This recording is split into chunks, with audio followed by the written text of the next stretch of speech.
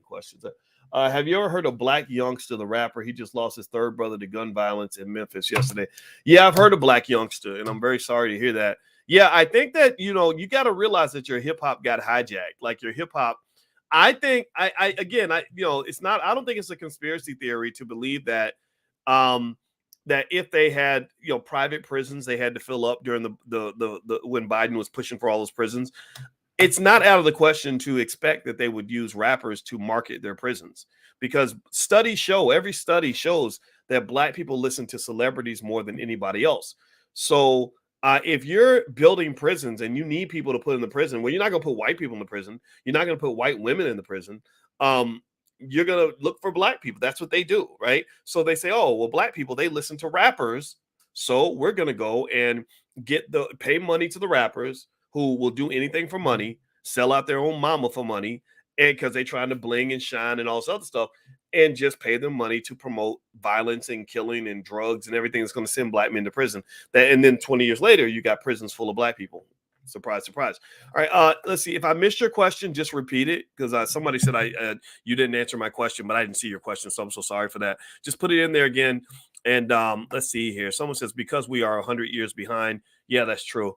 Let's see. Next question. I'm looking here on Instagram. So you guys know, sometimes I may not see the question. So yeah, ask me anything. So right now, I think this is a great time to buy. I'm not telling you to buy, but I'm telling you this market looks really good right now. And actually, I think that there was a study that said in the last 30 something years, you've had 10 times where the market rose by more than 10% in the first 6 months. And in every single one of those times, the market ended the year on a positive note. Now, somebody asked a question about BRICS. What do I think about BRICS? I think BRICS, Brazil, Russia, India, China, South Africa. I think it's good for them to do that. I think they should stand up against the United States, but it's going to take them a long time because the United States is very strong economically. For America, capitalism and money is like a religion. And because we pretty much worship money in this country, we're really good at obtaining it. So that power is pretty strong. Do you think the market will reach record highs after next month? Possibly. I don't know for sure. It really comes down to whether the Fed announces that they're going to stop raising interest rates. If they do that, then I think that's going to be a positive catalyst. But there's also some storms around the corner. The real estate market is one storm that could really hurt the economy bad.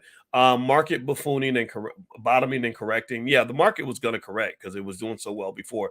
Any info on high yield accounts? Not much to say about that. I mean, right now is a good time to invest. I mean, you could invest your money risk free and do really well right now because interest rates are so high. So Apple, I think the Apple savings accounts are paying over 4% or something like that. I don't have one because Apple's slick. Apple will get you to deposit all your money in there so they can then give you an Apple credit card and get the money right back. So just know I don't. So I'm not a big fan of like Apple savings accounts. What companies do I like right now?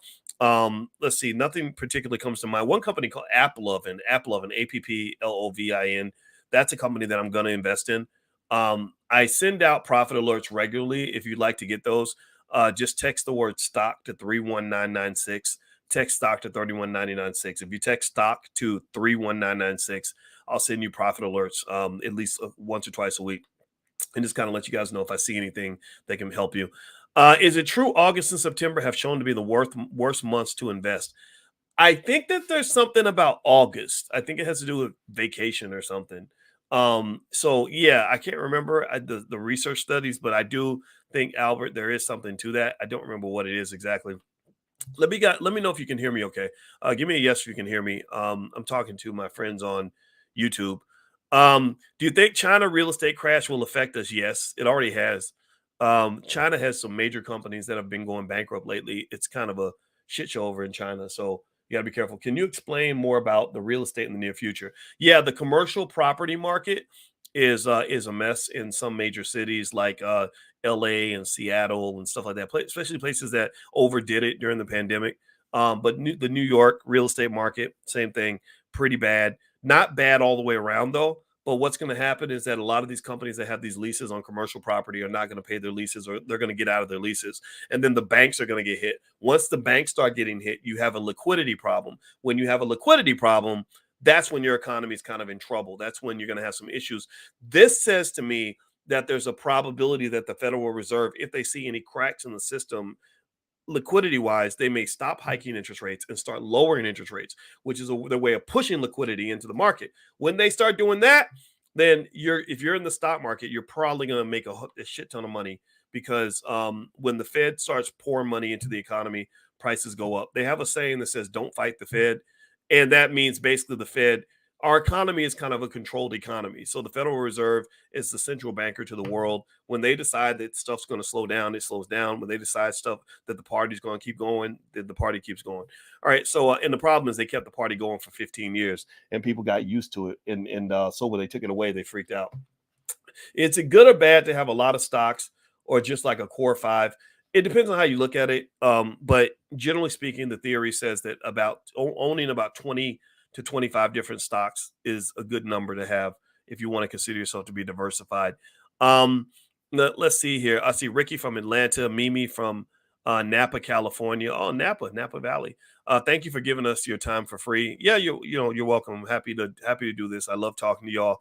Yeah, and I actually like my new Instagram page a little better. I had the other one that had 400 and something thousand people, but I could have swore like 80,000 people were bots, and it was just so irritating. So even though they shut down my Instagram page, I don't know what I did. I think I read a Dr. Claude Anderson book, and whenever you start talking about black stuff too much, that they define that as hate speech. But I'm not going to stop doing it. So one of the things I'm doing to kind of deal with that is we're on Telegram now. So if you'd like to join my Black Investors channel on Telegram, and I'll send you, lots of free stuff to make it worth your while, just go to drboycetelegram.com. This is free to the community. So just consider that to be something we're offering from the Black Business School that'll hopefully help you in your wealth building journey. All right. So one other thing that crossed my mind today was I was thinking about companies like Target and Bud Light and others. Or Bud Light's not a company; it's a brand that's part of Anheuser-Busch. And I was thinking about how these companies are getting hammered stock wise because they were trying to get too political. Like Anheuser-Busch stock. Oh my Lord Jesus! Let me see Anheuser-Busch stock. Their stock price. Let me see if I can find it here. Uh, yeah, their stock has just done terribly. Why can I find the chart? I just want to see the market watch. Okay. Let me see if I can find the chart here. Here we go. All right, Anheuser-Busch. It's not done bad this year, about 6%, but the last 5 years it's dropped by 43%. And Bud Light is owned by Anheuser-Busch, and they did that whole um trans ad or something, and so the conservative backlash has been pretty terrible, and I don't think they're ever going to recover. Also, you had Target did their little thing, with the whole pride display, and their backlash is pretty strong. Target stock has been in the toilet lately. So Anheuser-Busch has gone down by 43% in the last 5 years. Target stock, they went up a little bit yesterday, but for the most part, year to date, Target's down 13%, which is really bad considering that so much money was made this year. So many companies were blown up, and Target was going in the opposite direction. So they lost 21% this year, but they've gone up 50% in the last 5 years. So it hasn't been a horrible long-term investment.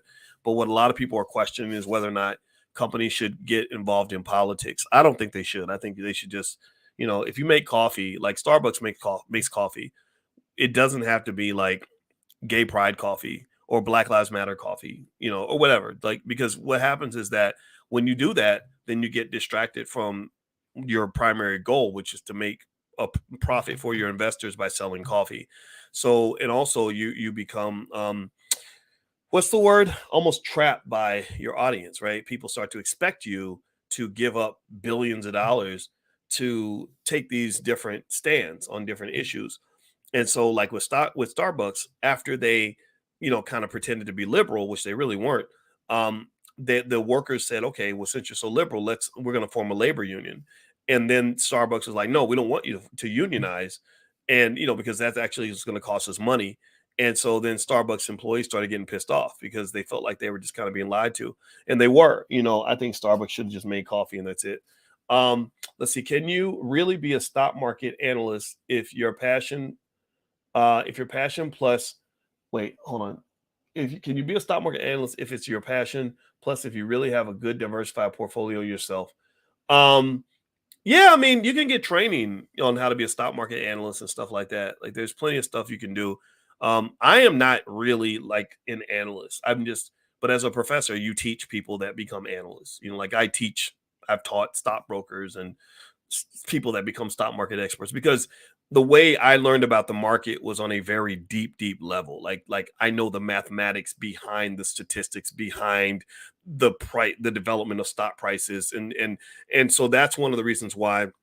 Like when I wrote my book and stuff, the Ten Commandments of Black Economic Power, it was all based on like all these things that you think are not connected to economics, but they're deeply connected. And that's because I spent 30 years thinking about this stuff on a very, very deep level. You can't get a PhD and just bullshit your way through. Like, you have to understand this stuff to the core of the core of the core, right? And that's why we're taking like math, PhD level math classes. You would say, well, what does that have to do with the stock market? It has a lot to do with it because you have to understand probability distributions and theoretical mathematics and all kinds of crap. It's kind of crazy. And so anyway, I want to talk more about that, but we can talk about that more later if you have any questions. You are a teacher. Thank you, Sheila. I appreciate that. I like teaching people that want to learn stuff, especially people that look like me, because I think that if Black people do one thing, like if we just get our economics right and really commit to teaching our kids about economics as much as we teach them about basketball and stuff like that, we'll kill it. We will murder the game. You're going to have a level of Black power that you can't even imagine. Like, because power in America, power is based on where you stand economically. Even if you can't economically dominate other people, if you're at least in a position where you can economically defend yourself. That's the problem. It's not that you're not dominating others, it's that you can't even defend yourself. They'll come in there, they can buy your kids, they can buy your wife, they can buy your family. They can literally pay their way into your culture, right? And the Jewish community doesn't have that problem. They're economically fortified. You can't go into some of their neighborhoods, and some of their neighborhoods, they're like, no, you can't come up in here and buy property because we don't need to sell it to you. We don't need the money. You can't come in and just hire my kids. No, I got my kids. I'm taking care of my kids. You can't buy my child and do whatever. Black kids are for sale. Black people are for sale. Seriously, think about this. Yeah, think about how many times you see people doing just the most ridiculous, heinous stuff just because they can't get enough money to pay their bills, can't get enough money to survive. Whose fault is that? Who did that?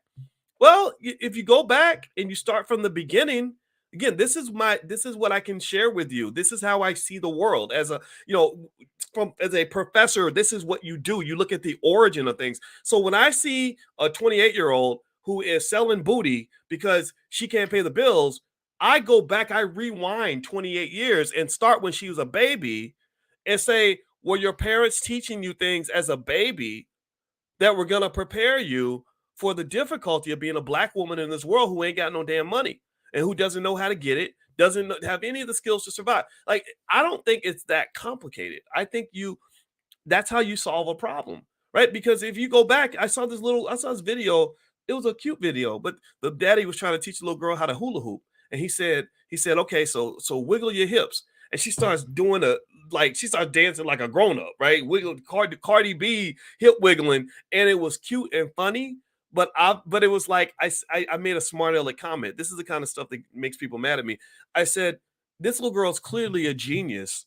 And instead of like teaching her like genius stuff like math and economics, somebody taught her how to wiggle her booty like a stripper, right? That takes genius too. A 3-year-old can't do Cardi B moves, right? Unless somebody teaches them that. So that's so I'm telling you, I put this on everything. If you get your economics right, people won't really be able to mess with you like they can now. Negroes are always for sale. Black people can be purchased like Nike sneakers. We could be bought like a new car. Like they say, how many Negroes do we need? Well, let's go get some money, and then we can buy their leaders, we can buy their entertainers, we can buy the mother, we can buy the father, we can buy the kids, and we can have more control over their community and their households than they do. So you don't have to economically dominate anybody else. You just have to be able to economically defend yourself and control your space, your territory. You can't buy my damn kids because I got that. My kids are good. They don't need you in order to eat. You can't buy my woman. No, I got my woman covered. My woman got what she needs. You can't go you purchase her time without me talking to you about it. She's not gonna go give you her time or her body or whatever just because you have money that I can't provide, right? So just I encourage. I'm just telling you. I'm screaming it from the rooftops. I hope people will listen. If you just do basic things to economically fortify your family and then create a culture that does that, then you're going to find you have a whole lot more freedom than even most white people have because capitalism enslaves white people too. In case you don't know, do you see more pain coming in September? I don't know. It comes down to the Fed. I think if the Fed says they're going to stop raising interest rates, I think that's going to be a good thing. Um, the real estate market is really distorted right now. Real estate prices are super high. People don't want to sell their houses because why? Well, because if they buy a new house, they got to pay a higher rate. And also, people can't afford houses as much because the rates are so high and the prices of homes have gone up and the supply has gone down. I don't understand why people wouldn't sell though in this market because if you sign for a new house with a higher rate, you can always refinance once the rates get better. So you're not really locked into anything, right? So I would say, um, that the real estate market, it's going to be interesting to see how that plays out because that could be a bubble that bursts. I think also you have people that are trying to have to repay their student loans again. That could be an economic headwind that could slow things down. But the economy is pretty strong. The economy's strong. The consumers are pretty resilient. Um, it's not a. I don't see anything tragic in front of us. Like I think the bad months are pretty much behind us for now. Should I invest in Fundrise? I don't tell anybody what to invest in. Just like I did not tell anyone to invest in the Tulsa Real Estate Fund. I said I did like for example because I know people said, well, Dr. Boyce told us to do it. I said no. I told you that I do it. I did it, and I was very happy to support a black-owned business. But the reason you have to consider investing carefully is that investing always involves risk. There's always a chance you can lose money. 86% of black owned businesses fail, but I continuously support them because if you stop trying, then guess what? White people make all the money, white people have all the power, white people control your life. So that's my belief. What are my personal favorite tech stocks? My personal favorite tech stocks are let's see, I think Amazon's really good with AI. I just looked into Cisco systems lately. That's another CISCO. What's another tech? Nvidia. Nvidia made me a ton of money. I like Nvidia a lot. Um, and I think maybe this might be a good time to buy in. I'm not telling you to do it, but you could.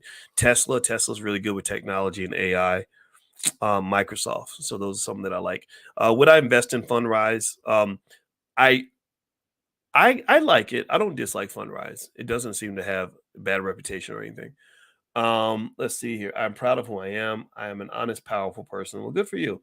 Let's see. Next question. It's my first time watching you, and I'm appreciative of any advice and honesty on what's really going on. I'm just starting out and wondering what's best to start with. Okay, Mimi. Well, first of all, welcome. Everybody say hello to Mimi. Welcome, Mimi. Yeah. So the biggest thing I would say about investing is don't overthink it. That's what kills people. That's what causes people to miss the money. You don't have to overthink it. They have literally taught monkeys how to invest. There's a book called by Burton Malkiel called A Random Walk Down Wall Street. He taught monkeys how to invest. Um, so one thing you could do is I would look at the $5 a day investing plan that we have. It works for everybody. And again, I made it for black people, but you don't have to be black to benefit from it. You just have to, care enough to want to listen to smart people and not get upset because we're black. So I say that because I think B1 people are the smart ones. Like we're better at investing than anybody else. And so if you want that for free, you don't have to pay for it or anything. Just text the word stock to 31996. Just text stock to 31996 and I'll give you kind of an introduction to investing. Also, there's a training I did called "How to Make Money Without Working," things like that. So yeah, don't overthink it. A lot of investment advisors will give you fancy words to to make to impress you. They feel the need to make you think they're smart, so they will talk over your head deliberately and talk about complicated strategies that'll make your head spin. And I don't have to do that because I'm very confident in what I know. You know, getting my PhD was really hard. I was the only black person on the entire planet to get a PhD in finance in 2002 when I graduated. There was not one other black person, male or female, to do it. So that's how hard it was. So when you get really good at something, you don't have to prove anything to anybody. I don't have to prove to anybody that I understand what I understand. Either you believe me or you don't. And so my goal is not to impress you with fancy words. My goal is to break it down to make it as simple as possible so you'll understand how to overcome your fear. You know, fear is an absolute wealth destroyer. Fear will destroy your peace. Fear will destroy your life. So, what I just really want you to do is not let fear stop you from making the moves that are going to put you where you want to be. You know, fear of what people are going to think, fear of what can go wrong. Yeah, when you invest, things can go wrong. But you know, here's the other thing too. Let me just think about it like this. I talk to my kids about what I want them to do in their future. And all my when I say my kids, I'm talking about my biological daughter to my adopted kids to my stepkids, so-called stepkids. I don't they're all my kids. I don't use step and god kid and all that. No, these are all my kids. So when I talk to my kids, I pretty much tell them I'm like, well, you could go work for other people if you want to get a career and a job and all that and do what everybody else does. But that's not fun. That's not as much fun as living the life you're supposed to live. You're not supposed to live for the plantation, for the corporate plantation. You're supposed to live for yourself. So I tell them, I'm like, okay, there are a million different ways to make money besides a job. In fact, a job is the worst way on earth to make money. And the reason it's the worst way on earth to make money is because you're working harder than everybody else and you have nothing to show for it. I mean, it's not like you work your ass off. Think about it. Think about how many people you know that work their ass off for 40 years and have nothing, have less money at the end of the 40 years than they had when they started. That doesn't make any sense. You know? And so to me, if you're gonna bust your ass, you should be a millionaire because you busted your ass. You should be wealthy because you bust. So I said, look, you know, working a job is hard. Starting a business is hard. Being an investor is hard. So you have to choose your hard. Which hard thing are you going to do? Are you going to do the hard thing that gets you no rewards or the hard thing that where you might actually come out on top? You know? So again, I'm not making it, I'm not trying to oversimplify that process, but I really think that there's so many different ways to make money that I encourage you to learn all of them, not just the whole like I'm going to go get a job and they're going to pay me enough money to stress out. And do you understand? I did a podcast the other day where I was explaining just how jacked up this economy is, how crazy it is. Because here's what happens when you look at the economic weather from the top. I'm training to be an airplane pilot now, so it's kind of cool when you're flying over cities and you see them from above as opposed to driving through it. And I was flying over all the traffic and looking down at all the cars that were in these traffic jams. Or it would take me like 20 minutes to get somewhere that took my wife 2 hours to get to because the traffic was so bad. Now, you know, I was kind of making fun of her for, but anyway. So when you look at the economy from the top, it looks very different from what it looks like, you know, when you're kind of on the ground. And so when you're watching financial shows where there are investors on the stage and in the audience, millionaires that have made a ton of money without doing any work, um, they'll always say, almost all the time, the American economy is strong and we're doing really well economically, and the economic weather is good, right?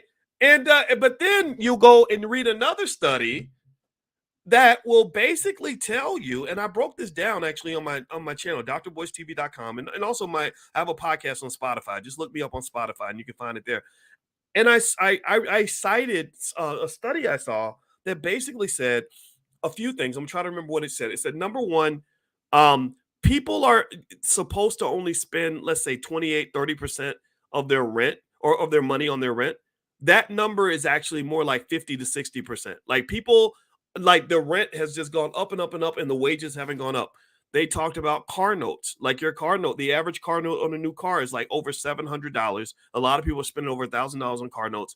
They were talking about the price of food. They said the FDA says you're supposed to only spend this much of your income on food, but people are spending that much of their income on food. They all the way across the board, the American consumer was pretty much drowning. Like they were in water up to here, where you're turning your nose up and you're barely able to breathe because the cost of everything has gone up, but the wages haven't gone up. So people are going deeper in debt just to survive in this economy. And at the same time, you've got people on CNBC talking about how resilient and how strong the American economy is and how great things are. So there's a disconnect between the reality of investors and the reality of workers. The workers are getting screwed.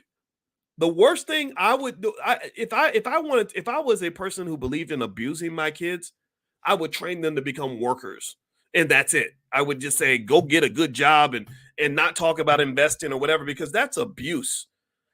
So what I would say is that jobs are not an embarrassment.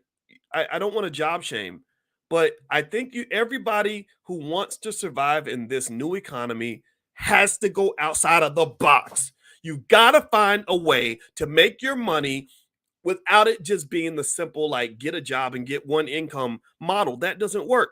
So here are a few little unconventional wealth hacks that you probably know about, but they're not really promoted as much as they should be. Number one, people, they clown stuff like relationships and marriage and don't understand that relationships are a survival technique, because me and my wife have two incomes and two people running the household, and we're able to tag team and share the responsibility. My wife is upstairs in the bed right now, sick as a dog, and I'm running the house. I'm getting the kids to bed and making sure they're fed and taking food up to her and giving her breakfast in the bed in the morning. And if I wasn't here, if she's this single mom who's doing it all by herself, she'd be trying to like do all this while she's sick. That's terrible. Um, so things like relationship management. And again, I talk about that in my book. My book is The 10 Commandments of Black Economic Power. If you want to see my books and everything, my website is boycewatkins.com. There's resources there. Some of them have a fee, but a lot of them are free. Just go to my website. I shared everything I could think to share. But literally, like relationship managing relationships, which I talk about a lot in my book, that's a wealth strategy. Because if you have good relationships with other people, then you have people that will have your back. And it doesn't just have to be a spouse or a partner, even though that's kind of a primary traditional method. It could just be the kind of friends you have, or an investment club, or roommates. Like, I think every millennial and beyond, anybody who's under 35, if you're struggling with the economy, take the time to vet out two or three cool ass people that you can live with, and then make an agreement to all chip in a certain amount of money and go get y'all a nice place to live. It could be an apartment at first and then move up to a house, or it could even be a house. Because they were talking about how the amount of rent that people are paying in America is at an all-time high, and the percentage of rent that they pay as a percentage of their income is at an all-time high. And I noticed in their study, I said, you're assuming that all these people are single. You're assuming that all these people are doing it by themselves. Well, yeah, if you're doing it by yourself, the numbers are terrible. But if you got just one person helping you, then you engage in what we call in economics, we refer to this as economies of scale. And thank you, Mimi. Have a wonderful day. Very nice to meet you. Welcome to the platform. I hope to see you again. So economies of scale means that, okay, if I get together with my wife and let's say our income doubles, our expenses are not going to double.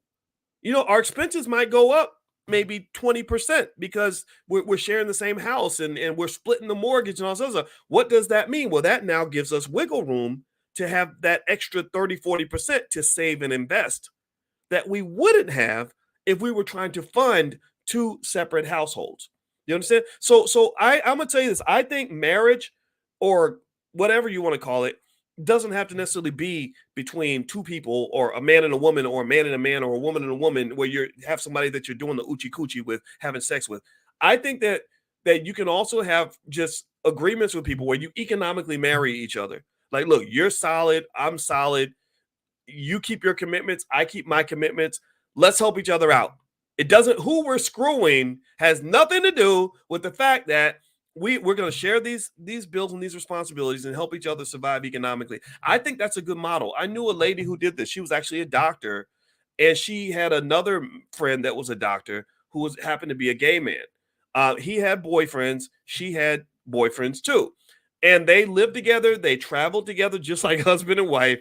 And they really lived like an extravagant lifestyle, because when they pulled together their salaries, they were able to afford. Like, I think they even had an apartment. They didn't even buy a property. They just had an apartment, but the apartment was like $7,000 a month because they could afford it together. But individually, they would have had a hard time doing that.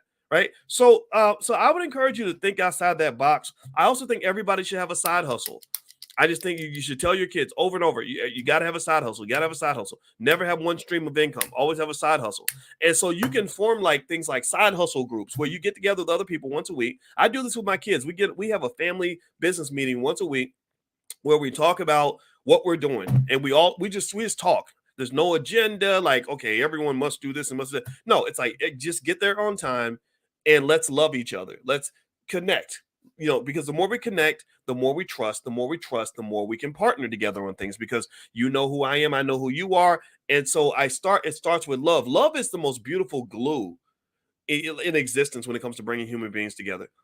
If you can convince someone else that you love them, and they convince you that they love you, then at that point you can build on top of that, right? So love, I have found, is the ultimate wealth creator of the universe. My brother loves the shit out of me. I love him. Why? Well, because I changed his diapers when he was a baby. My mother forced us to bond by doing something that I thought was terrible at the time, which was having me babysit him 8 hours a day while she was at work. Now, was she thinking long term about the bond and all that? No, she wasn't. She just couldn't afford a babysitter. And so I was complaining. I was mad. I didn't like it because I couldn't go out and play with my friends. But me and my brother became like this, super tight, super tight. So years later, when I started my business and I could not afford to hire anybody to help me, my brother wanted to come work with me because we've just been so connected at the hip. And he's been the person that rode with me all the way to this day. My brother and I have worked together for 17 years, and we have made millions of dollars together. I could not have done that without him. The whole time, as I'm dealing with a crazy world where you should see the world from where I stand. You don't know who to trust. You have people constantly coming at you for weird reasons and stealing from you and lying to you and manipulating you and all this other stuff, to the point where it's very traumatic. Like, you really have to kind of figure out like how to trust people, because it can make your heart go dark, because you're like, I did things to this person and look at how they're acting, right? But through all of that, the one consistent variable was my brother. My brother, I never had to look over my shoulder with him. I always knew he had my back, whether I was on top or on the bottom, whether I had money or didn't have money. He was going to always be there. So when people start talking about family like it's like a nuisance, or like family's not a big deal, or kids are just a burden, no, those kids are an asset to your life. If you raise your damn kid, if you have a bunch of kids, I see my friend Tim Jackson. Is that Trent? Oh, Trent Jackson. I'm sorry. What's up, Trent? I thought my friend Tim Jackson was in. Tim has like a bunch of kids. I think 2 or 3 kids now. And I'm just telling you, like, you raise those kids right, and you treat them well, you teach them well, and you teach them codes of conduct and behavior. That can become a huge benefit to within a decade, within less than a decade, actually. They can become a huge benefit to you accomplishing your personal and economic objectives. For example, my book, The 10 Commandments of Black Economic Power, that's what it's called. If you ordered my book, if you go to boycewatkins.com and order my book, my kids are the ones who will be shipping the book to you. And I'm not even their biological dad. I'm their bonus dad. But as their bonus dad, which is an honor to me, it's a privilege. I know, and this is something I talk about openly, because I remember guys that were saying, they literally, it was real weird. They were calling me a simp. And guys I didn't even know, people I'd never even heard of, were like, "Oh, he's simping because he's taking care of these kids and they ain't even his." And I'm like, you don't understand. These kids have made me millions of dollars, and that's not why I take care of them. But these kids that I spent time with, that I mentored, they now work with me. And it's a win-win, right? They're helping me to get something done, and I'm teaching them skills that are going to benefit them for the rest of their life. This should be the common interaction in the Black community. This should be our standard on how we engage each other. Young people in your community are assets. Why in the hell do you act like they're liabilities? Well, a big part of it, unfortunately, is that we don't teach things like delayed gratification. We don't teach strategic thinking. We have a culture that sometimes, not all of it, but some of it engages in a lot of pleasure seeking, a lot of short-sighted, pleasure-seeking behavior. It's all about getting that dopamine up, right? Where it's like, okay, because think about it, like, why would I struggle through a marriage and family and children when I could just go get ass and have orgasms all the time, or sit and smoke my weed, have sex with my hoes, and just do whatever I want to do? And that's all cool and fun when you're 25 years old. But if you're not investing long term for something, then you're going to hit 35 and 40 and realize that you don't have anybody that loves you. Nobody is there for you. Your life, you've not invested in people or anything in your life. So when you start to get a little bit older, like DMX started seeing that when he got old, when DMX was 27, 28, I saw him when he was on tour. It's funny, I got to know Dame and Dash really, really well years later. But back then, I didn't know Dame. I saw that same movie with him and Jay-Z and DMX. They were all on tour. And I was 28 and I was like, wow, this is really cool. This, back then I thought it would be cool to be a rapper. Now I know better because I know a lot of rappers. It ain't as cool as you think. But anyway, so Dame and Jay-Z and DMX were on tour. And there was a point where they asked DMX, they said he was in his late 20s. They said, so what do you do while you're on tour? And he said, nothing. He said, smoke all day, fuck all night. Right. And I remember hearing that. And on one hand, as a young man, you're thinking, man, that must be fun. All these women, all this money, whatever. But then you look at what DMX's life became after he hit about between 30 and 35, you start seeing him on the decline, and then you see him in his 40s and he's a complete mess. He's a drug addict. I had a cousin that just died from a drug overdose, who's a cousin who's an entertainer who just died from a drug overdose this week. I'm not making this up. This really did happen in my own family. And so sometimes if you're short-sighted, what you think is success is really the pathway to failure. What you think is heaven is actually hell. You think that God blessed that person when really it was the devil blessing you. The devil can bless you too. As my friend D1 likes to say, the devil's blessings are better than God's blessings, because the devil's blessings come with a lot of dopamine attached and a lot of shiny objects that make you think that you're doing well. So you saw DMX's life kind of just drop like an airplane that was crashing. And then he dies very young, crying on his deathbed. He's crying. He's crying because of things, that trauma that he had as a kid that was never addressed. He's crying because of all the opportunities he wasted, I imagine. And so it was a very tragic outcome. So I just really think, so the reason I speak openly, and I've never cared, I don't watch videos when people, I was really blown away by when I saw how many videos I saw where they would have like 80,000 views saying Dr. Boyce is a simp and stuff like that. And it was very strange to me because these people never met me. They don't know me. They don't know anything about my life, my relationship, none of that. But I speak on some of it because I really want those who want better, who don't want to end up in the trash and don't want your life to end up in the garbage, to just understand the importance of getting away from bad culture. Good culture to me means making a plan. Good culture to me means making a sacrifice. Good culture to me means investing your time into things that matter, investing in people that are going to be there for you later, investing in your health. DMX, smoke all day, fuck all night. That's not going to end well. You're going to have a bunch of diseases. You're going to be a drug addict, and you're going to die an early death, and it's going to be humiliating. It's going to be terrible. You're going to die on a bed with nobody around you that cares about you, and it's a horrible ending, right? And I don't know if I think entertainment's done a horrible job in terms of derailing the black male in really, really, just horrific ways, right? So when I talk about investing, I'm not just talking about money. Money is part of it. Money is an outcome of other choices you make. I'm really talking about all the things that are more important than money, right? So just consider that. To speak on the cousin I told you all about, he was an entertainer. Everybody thought he was doing so great because he went on tour with some group back when he was a teenager. And while he was on tour, they introduced him to cocaine. And during that time, he starts using cocaine as a teenager. He dies over an overdose around the age of 50 because and then also in the meantime, he hurt a lot of people. He doesn't have the best legacy. His wife ended up leaving him because she couldn't take it anymore. And so now he's dead. He just died this week. And when he died, I talked to my mother about it. And I said, I kind of thought it might end this way when I talked to him 20 years ago, because I listened to him talk about what drugs did to him and how drugs affected him. So generally speaking, when you're talking about things like reparations and you're talking about investment and you're talking about things that were taken from the black community, the drugs probably did about $10 trillion worth of economic damage to the black community because it didn't just destroy your communities and traumatize your people. Your loss in human capital has been absolutely astonishing. I mean, absolutely mind-boggling. So this is what I see, and what I encourage you to do is step away from all this a little bit, step back and look at it, and try to see. Investors have to have vision, just like a basketball player. A good point guard can see the whole court. A good quarterback can see the whole field.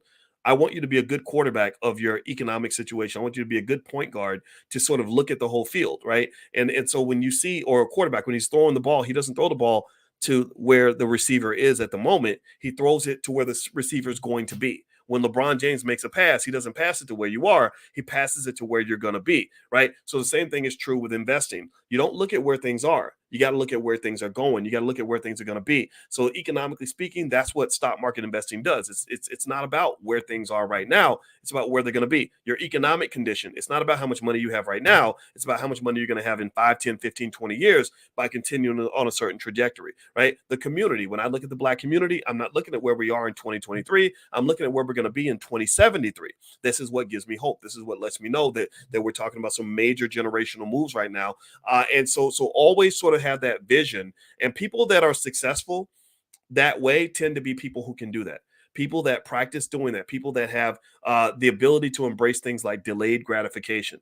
People who have enough pride in themselves that they're not willing to sell themselves out for $1. They're not willing to just go along with the crowd just because everybody else is doing it. If they see something that looks like it's not going to end well, they don't participate in it, right? So when I saw DMX when I was 28 years old, and he was saying that on tour, all they do is smoke all day and fuck all night, I remember thinking, this is not going to end well. This man's going to die young, But right now, no, a lot of people can't see that because all they see is the white man's money and all the glitz and shine and the fame and the glory that comes with being a world famous rapper who just dropped 2 albums that same year that were both #1 on the charts, and nobody else. So he goes to Hollywood or wherever. None of these people that he's around are going to care enough about him to say, hold up, chill out. You do understand how this is going to end for you, right? Nobody really does it. Or if they try to do it, nobody's listening. Because you think those record label executives are going to do that? You think the Hollywood people are going to do that? No, they're going to say, keep going, Negro. You're making us plenty of money. You think when R. Kelly was out here running around, sleeping with 12-year-olds and getting into all kinds of debauchery, but yet his albums are #1. He's the coolest looking guy out there. He's tall, he's handsome, got all the women he wants. He would make songs that literally were almost, I'm not a religious person, but it was almost demonic in the sense that everything stated in his songs was all about pleasure-seeking behavior.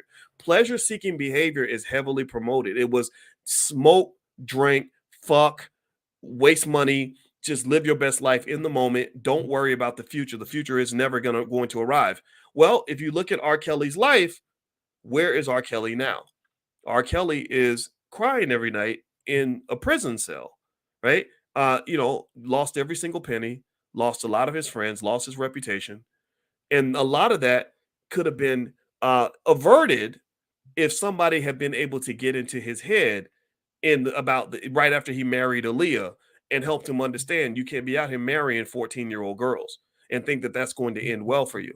So this is the stuff I'm passionate about, and I when I talk about it, the big misconception I have to correct is that people think it has nothing to do with where I have my expertise, like my PhDs in finance. And I tell you, it has everything to do with my expertise. In fact, my expertise is what allows me to see the connection. My expertise is what allows me to think carefully and say, what is a good culture that builds wealth? What is a culture that preserves resources and grows those resources? And then I look at our culture and I say, oh, this is not, oh, this ain't, oh, man, R. Kelly could be a billionaire. R. Kelly at the age of 28, one of the greatest singers on the planet, he could die a billionaire and leave enough wealth to take care of his great grandkids, or he could die a pauper in prison, where all he's known for is sleeping with little children, right? DMX, two gold platinum albums, whatever, in the first year that you're released as an artist, selling more albums than the Beatles. Ooh, you can be a multi-billionaire like Jay-Z one day. Or you could end up as a drug addict who dies in his 40s, crying on his deathbed, right? So how's it going to end? That's the big question. That's the question I think everybody should ask in their life. I think you should ask that because every single day you're making these investment choices. R. Kelly could have the time he invested in chasing little children. He could have invested that time in getting therapy and getting help because I think that he had a mental health issue. I think that he had probably some trauma. In fact, somebody that I know that knows him says that he was molested as a kid, and that's one of the things that led him to be attracted to young girls because the first girl he slept with was about 12. So he's always been attracted to women that age. I can empathize with all that to a point in the sense that that man needed help. And he unfortunately was not surrounded by anybody that either could convince him to get the help or cared about him enough to get him the help he needed. In Hollywood, if they see you're a black man that's making big money, they're not going to confront your problems and confront your addictions. They're just going to enable them. They're going to say, get him some more cocaine so he can keep performing, because they're not thinking about how it's going to end. They're thinking about what they can get out of you now so that they can then just replace you with somebody else once you die at the age of 40. Okay. So anyway, thank you all for listening to me. I appreciate it. I know that would technically be defined as a rant. So that's what it was. I like my rants sometimes. I hope that they help somebody. Doc, is your options day trade class happening now or coming up? Yeah, we are doing the stock options training camp right now. We're in the middle of it. Everything's recorded. I put a link. If you go to my Telegram page, you can still join us. We did the first class, but we're supposed to do two class meetings. We did one for 3 hours, and we're going to do another 3-hour training. But we're going to do a bonus too, because that was when my wife got COVID, and that was when there was all chaos in the house. So I was a little bit late for class. So I decided to give a bonus class, and everything's recorded and it's yours for life, and you can bring your whole family. So if you're interested, just go to drboycetelegram.com. That's drboycetelegram.com. The link is right there. Am I not in Atlanta? Yeah, I can't do the movie premiere because of the COVID thing. So that kind of hit us like a ton of bricks. So for those of you that are in Atlanta, I hope you will still go out and join. I think Rick Mathis, Riza Islam was out there, Queen Afua, Madam President's going to be out there. There's so many cool people. So feel free to go to the New Black Wall Street. That's where they're hosting everything. And again, on my Telegram page, that I put the information for the event there, drboycetelegram.com. And also, if you'd like for me to send you profit alerts, just text the word stock to 31996. Text stock to 31996. And last but not least, there's Madam President. There she is. What's up, girl? How you doing? Do Prime members have access to the training? Yes. Everybody that's in the Prime program gets free access to the stock options training camp. It's for beginners, but if you're not a beginner and you want a refresher and you're in the Prime program, yeah, you can come in for free. The information should be in there. If you log in at drboyceprime.com, you should be able to find it there. Or anybody who's interested, look at drboyceprime.com. And also on Telegram, there's a training called How to Make Money Without Working. You can take a look at that. All right, I got to go, guys. Have a great day. I'm going to go actually check on my wife. It's funny because the COVID hit everybody, but I don't have any symptoms. That's why I'm able to still do what I'm doing. It's that virus is weird, right? And I'm actually going to go watch the track and field world championships. In case y'all don't know, there's like crazy drama. Who is it? Sha'Carri Richardson is beefing with some of the other sprinters right now. Surprise, surprise, right? Sha'Carri Richardson beefing with somebody. Wow, that's not something we would all expect. Anyway, so Sha'Carri's beefing with Gabby Thomas. And Gabby Thomas, because she's kind of she comes off bougie because she's the one that went to Harvard, and Sha'Carri is kind of like hood. But then Gabby, I think Gabby's not as bougie as they think, so she's kind of fighting back. And I just can't wait to see how the World Championships ends out. I'm a big track and field fan. In case y'all don't know, I used to be a track coach. That was how I met one of my adopted kids. I was her track coach, Carmen, back in the day. I met her when she was 9, and now she's 31. And her kids are my grandkids, and I just love her so much. Anyway, so I've always been a big track and field fan, and I saw Gabby Thomas in the airport. I was in the airport, and I saw her, and I said, wait a minute, that looks like, I said, no, that can't be her. So I kept going, and then I saw she was wearing New Balance shoes, and I knew I followed her closely enough that I knew she was sponsored by New Balance. because who the hell wears New Balance anyway, right? To be honest with you, right? So I walked up and she's in line at Chick-fil-A, and I'm like, you're the sprinter, aren't you? And I was totally fanned out. And I took it, it's weird. Like normally people are taking selfies with me and stuff, but I was like, yeah, can I get a selfie? And I was like, yeah, I saw your time. That was great. Good luck at the World Championships. I said, you ran 21.6, didn't you? She said, yeah. And I said, yeah, Sha'Carri Richardson was running good, but I knew you were gonna beat her because I know it. Because you get them long legs going. So the scandal or the controversy now, I'm talking track and field now because we don't left them. I'll come back and we'll do more financial stuff later. I hope it's okay. But anyway, the big controversy is Sha'Carri believes that only 100-meter dash runners should be on the 4x1, whereas Gabby Thomas should definitely be on the 4x1 because she got those long legs and she can run that straightaway. Allison Felix did that too back in the day. Those long legs and the straightaway on the 4x1, that's the longest leg, the second leg. So Gabby should be running the second leg. I say this as a track coach. That's how much I'm into track and field. So if you want to go check out the World Championships, you should watch it because I think that there's like this beef growing between Gabby and Sha'Carri. And Sha'Carri is running very well this year, by the way. If you haven't been following, Sha'Carri Richardson has done a really great job of her comeback. And I think that she should probably stop beefing because it only feeds into this reputation that she has of being a little bit too ratchet. And the problem is that that's going to make sponsors not want to deal with you. Like, and this is a business. Again, everything ties back to economics. Sha'Carri Richardson could have signed $30 million worth of sponsorship deals even after she got busted for the weed. Because once they put her on Good Morning America, and everybody, the whole country empathized. They're like, oh, it was just cannabis and this is racism. That ain't right. She could have signed like some major deal with a cannabis company. I mean, just like Snoop Dogg, Snoop Dogg's probably making $40 million a year, endorsing cannabis brands. Sha'Carri could do the same thing. But Sha'Carri, in her poor behavior, like the way she poorly handled getting her ass whooped by the Jamaicans. Y'all remember that? The Jamaicans, don't play with the Jamaicans. They're some badass women. She just, her that lack of emotional discipline probably cost her like at least 30-40 million. And again, she has a right to talk her shit or whatever, but I think that was just the wrong time. I mean, you're live on NBC. Like you can't go cussing when you're live on NBC. So but here's the thing. Here's another, since we're talking about Sha'Carri and track and my favorite stuff is track and money. Sha'Carri could probably beat most of the Jamaican women. That's how good Sha'Carri is now. And I don't know why she was so slow that day. I have my theories, honestly. I think a lot of athletes are doping, to be honest with you. Like in track and field, I think a lot of them take stuff, but the public doesn't know this because they want to believe everybody's natural. That's bullshit. A lot of these athletes are doping, right? And I wonder if that might have been the reason why Sha'Carri had a bad day. But now that she's back to normal, Sha'Carri is running really fast. And I think she could actually beat Shelly-Ann Fraser-Price possibly.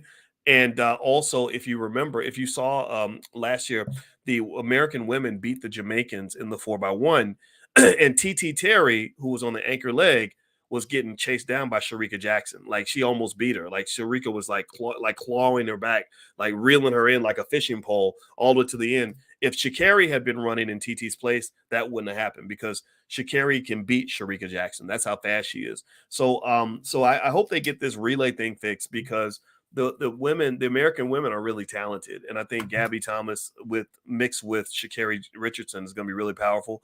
And what I also found, this is the last little tidbit I'm throwing. I know some of y'all don't give a shit, but I'm talking about, so I'm finished.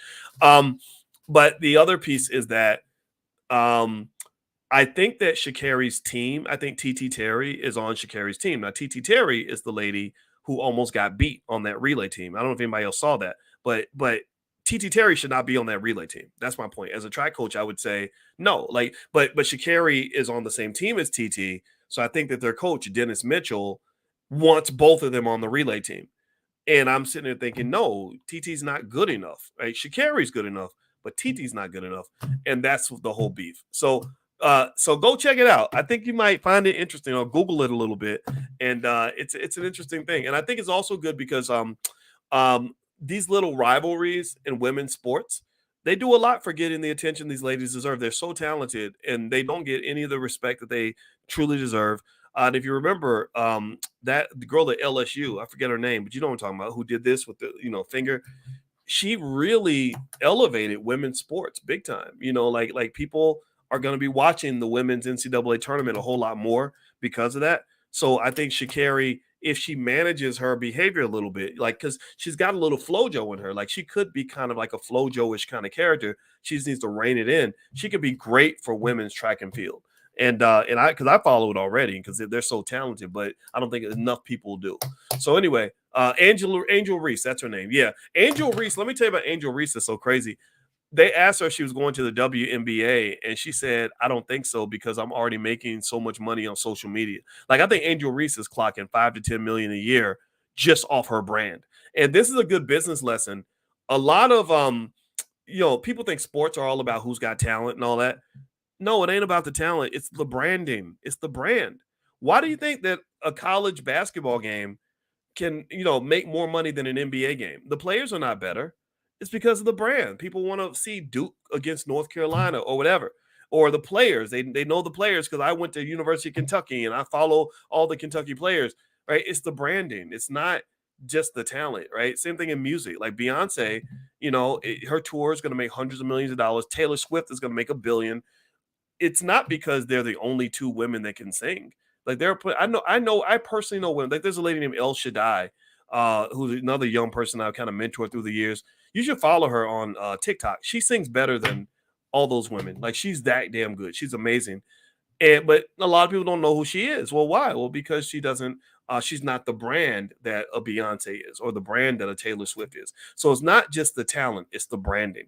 Beyonce is a multi-billion-dollar product, and she's no different from Reese's Pieces or Nike sneakers or Colgate, Colgate toothpaste, right? And the brand makes a brand promise. The brand has a certain impression that it makes on people. If you go to a Beyonce concert, why do people spend lots of money to see Beyonce live when they could just watch her on YouTube or they could just listen to her on the radio? It's because the Beyonce experience of being at her concert makes people feel a certain way. They feel more powerful. They come to the concert, they're dressed up. My sister went to see Beyonce in Nashville and then went to see her again the next week in Chicago because she feels a certain way when she's in that space. So that's branding in a nutshell. So if you're building a business or trying to do something financially or whatever, think about the branding aspect and just understand the brand is more important than almost like anything else, right? So that's my 2 cents. I hope this conversation was helpful to you. I know I went on some tangents, but y'all know how I am. That's what I do. And I really appreciate you all for listening to me. And my website is boycewatkins.com. There's a lot of free resources there if you want to go take a look at that. Also, if you'd like to get the profit alert sent to you via text, just text the word stock to 31996. I'm about to check out, y'all. I hope you have a good day. Thank you so much for listening and hanging out with me. And one day I'll come back in I tend to do my rants on the weekend, so I hope that's okay. So I'll do another one pretty soon. So God bless y'all. Take care. Peace.